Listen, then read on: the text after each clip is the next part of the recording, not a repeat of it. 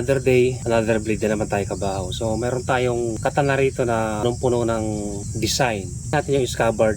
Saan nga ba gawa to? Scabbard natin, gawa sa nara na kahoy. Siyempre meron tayong carving design na dragon. Ayan, nakapaikot po yan. At syempre sunod naman natin yung handle natin. So yung handle natin dito, tamagong hardwood naman yung ginawa natin para talagang matibay siya. At syempre, ka-epoxy po yan. Ngayon naman, sunod natin yung tuba natin, yung handguard natin. So meron siyang naka-emblem na dragon. Ayan. Tapos meron naman tayong pearl dito. Pati yung tuba natin, brass din po yan. At syempre, yung blade naman na ginawa natin dito, ito ay gawa sa mulye. Ayan guys. Ito na 35 inches ang kabuuan.